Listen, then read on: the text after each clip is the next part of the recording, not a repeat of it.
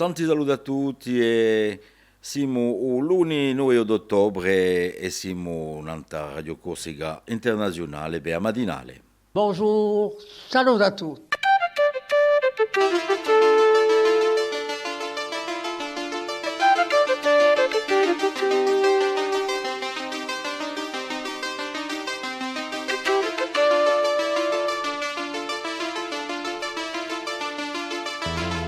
All'ascolto di Radio Corsica Internazionale, prima Radio Corsica. Siamo sempre qui. Allez, bien le bonjour si vous venez de nous rejoindre pour un matinale de Radio Corsica Internazionale. On se retrouve, comme vous le savez, depuis une bonne semaine, du lundi au vendredi, pour de l'information, de la météo, des rubriques, des invités. Et puis ce matin, vous allez voir, on va avoir une invitée qui sera Laure Limongi. Et puis bien sûr, l'horoscope, le turf, la météo qui va arriver dans un petit moment avec Philippe qui est en train de s'installer. Il s'installe juste à côté de moi. Mais bon, ce matin, il nous a apporté des pains au chocolat, Philippe. Ça, c'est bien gentil. Et puis tiens, surtout, n'oubliez pas qu'il y a des fêtes aujourd'hui. On va fêter les Denis. La fête pour les Denis et les Sarah. Voilà, si vous avez des amis qui portent ce prénom, n'hésitez pas à les contacter, ça leur fait toujours plaisir. Bon, je vous parlais du temps, Philippe qui est en train de me rejoindre, là, en train de s'installer à côté de moi. Philippe, donc avec la météo de ce lundi 9 octobre, comme vous pouvez le voir, on a un mois d'octobre un peu chaud quand même.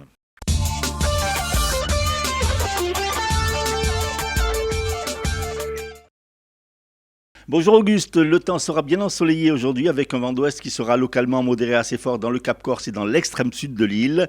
Les températures maximales en mi-journée oscilleront entre 22 et 29 degrés, soit 4 à 5 degrés de plus que les normales. Oui, Philippe, restez avec nous. On va parler un tout petit peu de l'actualité de ce lundi.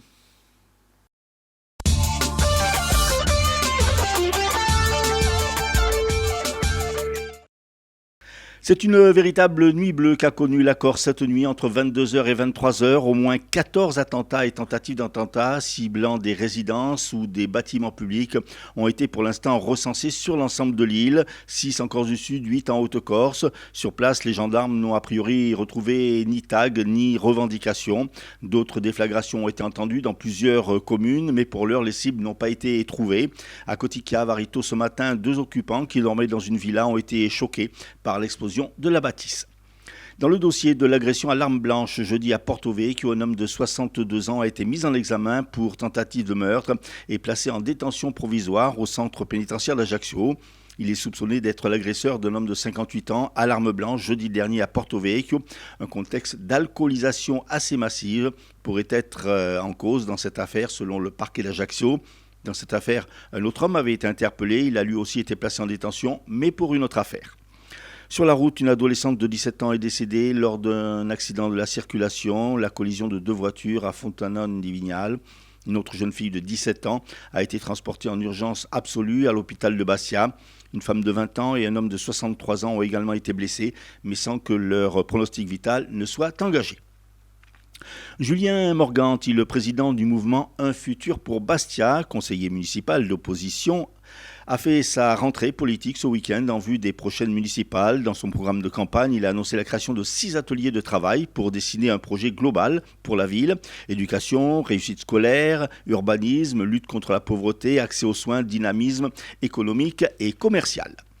Les cérémonies du 80e anniversaire de la libération de la Corse se poursuivent et hier c'est à l'île Rousse qu'un hommage a été rendu aux Corses morts pour la France. Au programme des pots de gerbe, allocutions, défilés, conférences et expositions. Et puis toujours dans le cadre de ces cérémonies, aujourd'hui et demain se déroulera à Strada di Memoria une opération mémorielle pédagogique intergénérationnelle empruntant essentiellement le vecteur du sport en collaboration avec l'UNSS de la Haute-Corse. Plus de 500 élèves de Haute-Corse vont y participer à travers un rallye de la mémoire, une course ou encore un trail. Objectif, rassembler les générations et tous les publics sur les lieux des combats menés au col de San Stefano et à Teghim lors de la libération de la Corse fin septembre, début octobre 1943, transmettre aux jeunes la mémoire des événements qui s'y sont déroulés et enfin partager les valeurs de civisme, de respect, de solidarité, d'encouragement et de courage.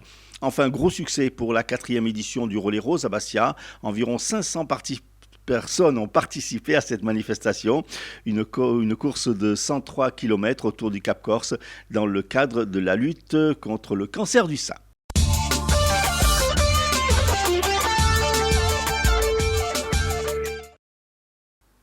Alors, je ne sais pas si vous étiez présent sur l'hippodrome de Casator ce dimanche. On a eu une belle, très très belle réunion. Donc, alors, n'hésitez pas, je pense qu'il reste encore quelques réunions sur les hippodromes insulaires.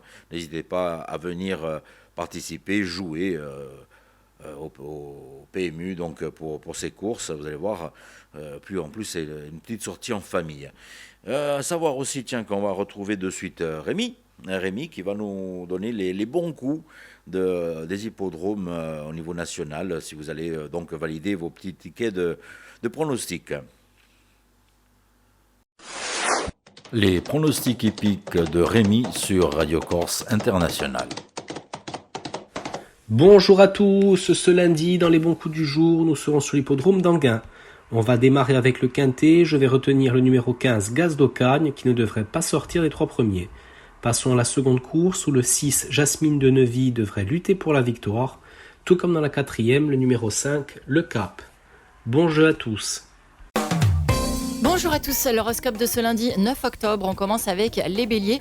L'amour débarque dans le secteur couple, vous voilà au centre de toutes les petites attentions. Taureau, vos finances s'améliorent, une bonne nouvelle fait décoller un projet. Dans tous les cas, vous êtes gagnant. Les Gémeaux, votre vie amoureuse est favorisée et vous avez envie de rencontres. Cancer, vos activités s'intensifient, il faut fournir un effort continu pour garder une bonne vitesse de croisière. Lion, vous continuez sur votre lancée d'hier, votre intuition en bandoulière, la journée est agréable. Les Vierges, l'accent est mis sur une décision commune. Les Balances, votre horizon amoureux prend de la hauteur et en couple, la sensualité s'invite. Scorpion, cap sur vos talents, qu'il s'agit de briller et de... Les Scorpions, cap sur vos talents, aujourd'hui c'est le moment de faire parler de vous. Les Sagittaires, votre situation évolue, vous aspirez à un changement positif. Les Capricornes, aujourd'hui vous êtes en forme excellente. Les Verseaux, votre vie prend une belle tournure. Et puis les Poissons, l'accent est mis sur votre travail dès le début de la semaine. Allez, on va retrouver la parenthèse de Monsieur Christophe Di Caro, la parenthèse littéraire. Comme tous les matins, on a une petite partie littérature et culture. Donc aujourd'hui, c'est Christophe Di Caro qui s'y colle. La chronique philosophique de Christophe Di Caro. Et l'homme descend du singe. C'est une vexation biologique. Freud nous dit dans une difficulté de la psychanalyse que l'homme a subi 3 vexations. La première qui est d'ordre cosmologique, que par exemple la Terre n'est pas au centre de l'univers ou que le Soleil ne tourne pas autour de la Terre mais c'est l'inverse. La deuxième, naturelle, avec la révolution darwinienne. Et la troisième vexation pour Freud, c'est celle de savoir ou de se dire que le moi n'est pas maître dans sa propre maison. Alors, dans son ouvrage « Une difficulté de la psychanalyse », Freud va nous parler de certaines topiques. Qu'est-ce qu'une topique ? La deuxième topique freudienne va nous emmener dans les instances de notre inconscient. Comme si en nous, mes chers amis, il y avait une chose qui travaillait sans même que nous en ayons conscience. Et cette chose qui travaille se manifeste par des éléments différents, ce qu'on va appeler d'abord les actes manqués, les lapsus révélateurs, dire un mot plutôt qu'un autre, ou encore le rêve, ou encore la névrose, la psychose. Ces choses qui finalement viennent nous retenir de nous affirmer, par exemple, de manière simple et sans détour dans une vie. La névrose, c'est une chose qui relate, qui est le résultat de choses que l'on refoule, de traumatismes. Et donc ces 3 instances, dans la deuxième topique freudienne, que l'on va trouver dans une difficulté de la psychanalyse, sont le ça, le moi, le surmoi. Qu'est-ce qu'elles sont ? Qui sont-elles ? Le surmoi, par exemple, va être le réservoir de l'éducation que l'on va recevoir, d'un côté. Le ça, le réservoir des pulsions. Le moi, notre être au monde. Le problème, c'est que tout le monde se déchire à l'intérieur de nous-mêmes. Et le moi, ce n'est que la portion congrue, cette face visible d'un iceberg qui s'exprime au monde. Alors, le ça, cette pulsion qui pousse en moi va me pousser à faire des choses qui ne sont pas peut-être morales, qui ne sont pas intégrées par la norme, et pourtant ça pousse et c'est en moi. Le surmoi, c'est cette petite voix qui est en vous, qui vous dit c'est mal ce que tu fais, ou c'est bien, ou tu devrais faire ci, ou tu devrais faire ça. Et donc, ces deux instances qui se rencontrent peuvent être explosives. Soit on les dépasse et on les guérit parce qu'on a dépassé nos névroses et nos traumas, donc notre ça n'est plus très prégnant, notre surmoi n'est plus très présent et le moi s'exprime correctement. Soit on a laissé vaincre toute cette petite voix en nous et puis ça donne des choses qui peuvent être extraordinaires. Alors, on a deux tendances. Soit nous sublimons, notre moi crée et prend l'énergie de ces tensions pour donner du sens, soit nous nous auto-offusquons, nous nous auto-mutilons, etc., etc. Pour être bien, guérissons-nous et parlons. La chronique philosophique de Christophe Dicaro. L'invité du jour sera donc aujourd'hui Laure Limongi. Laure Limongi, bonjour. Vous êtes vice-présidente de Artemare, du festival Artemare. Quel regard justement vous portez sur cette 41e édition ? Je trouve que c'est une édition exceptionnelle. La sélection des films. Alors, je le dis d'autant mieux que la sélection des films, c'est surtout Michel Corotti et Mélanie Madigan, donc je ne m'envoie pas moi-même des fleurs, mais je les félicite parce que je trouve que la sélection est sublime et j'ai pu le constater aussi en discutant avec des gens qui sont allés voir les films, avec mes propres étudiants aussi qui sont là, enfin quelques-uns. C'est une très très très belle édition d'Artemare. Vous venez d'être sélectionné pour être pensionnaire de la Villa Médicis. En quoi ça consiste exactement ? Alors n'exagérons rien, je suis pensionnaire à la Villa Médicis en tant qu'autrice et nous sommes 16 pensionnaires cette année. On vient d'arriver début septembre et on partira en août, sans doute désespéré de quitter ce lieu. En fait, c'est un concours à la Villa Médicis, donc on dépose un dossier, c'est un concours assez classique avec un écrit, un oral. Et donc on a l'opportunité de travailler sur nos projets artistiques pendant un an à la Villa. Donc on a chacun et chacune des projets très différents. Il y a des plasticiens, historiens de l'art, restaurateurs, restauratrices d'œuvres d'art, architectes. Il y a pas mal de disciplines. Donc il y a à la fois, on travaille chacun et chacune sur nos projets personnels. Donc le mien est sur le site de la Villa, si vous voulez jeter un œil. Et aussi, on est amené à faire des choses ensemble, ou en tout cas à échanger. Et ce qui est très très intéressant, évidemment, d'avoir le regard d'autres créateurs sur des sujets donnés, ou de pouvoir observer aussi la fabrique d'autres créations. Et quelle va être la teneur de votre projet ? Alors moi, c'est un projet... le titre général, c'est « Le service des panacées ». Et c'est un projet qui est à la fois un projet de performance participative et d'écriture. Alors, en fait, c'est une sorte de détournement de bibliothérapie, dans la mesure où j'incarne... j'ai une blouse médicale avec un caducée que j'ai détourné, évidemment, dans lequel j'ai inséré un livre.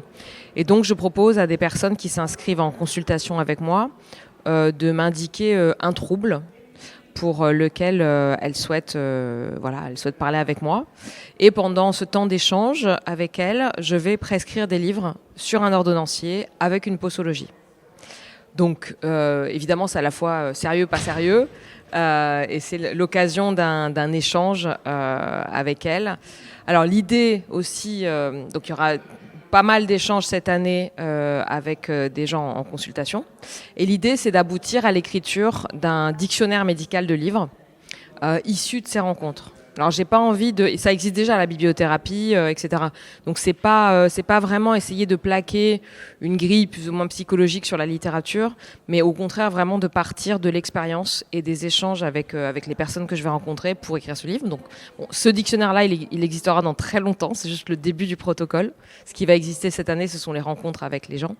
Je vais aussi proposer des conférences performances publiques pendant lesquelles je reviendrai sur des familles de troubles. Donc il y en aura une, je ne sais plus, c'est le 23 ou le 25 novembre à Rome, en italien normalement.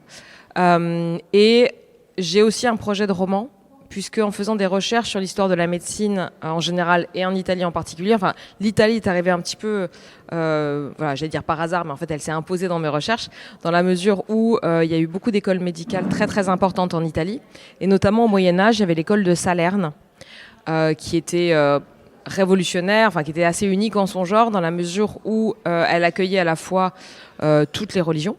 Donc il y avait les chrétiens, il y avait les juifs, il y avait les musulmans. Donc c'est un peu la première école au Moyen-Âge qui a fait advenir le savoir musulman en médecine en Italie et qui a rayonné ensuite plus au nord.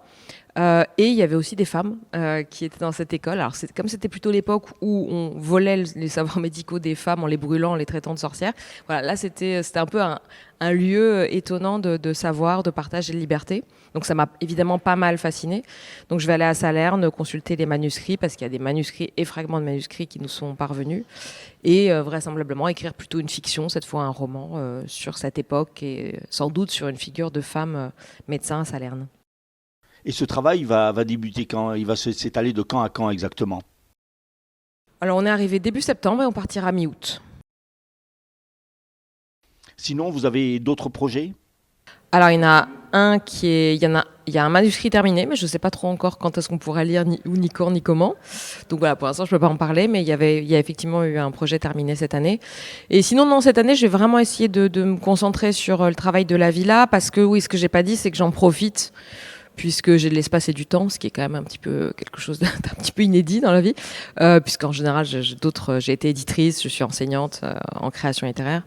Je vais aussi créer une scénographie du cabinet du service des Panacées, donc je vais un peu toucher à la matière des arts plastiques, à la sculpture, voilà. Donc je fais un peu des expérimentations tous azimuts, donc je visite beaucoup les musées d'histoire de la médecine, voilà. Donc je me permets des incursions plutôt dans d'autres expressions plastiques.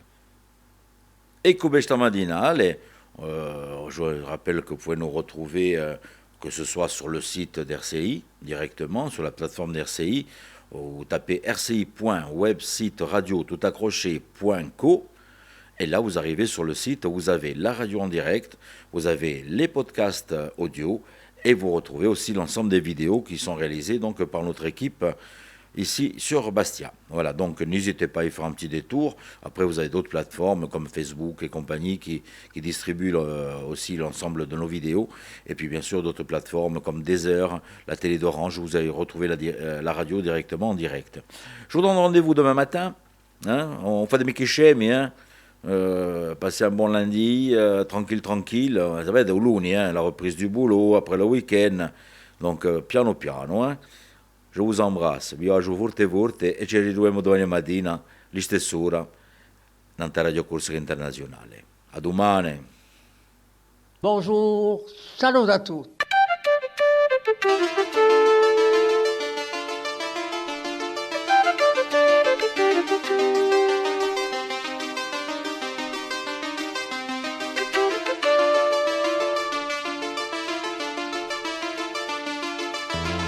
All'ascolto di Radio Corsica Internazionale, prima Radio Corsica. Siamo sempre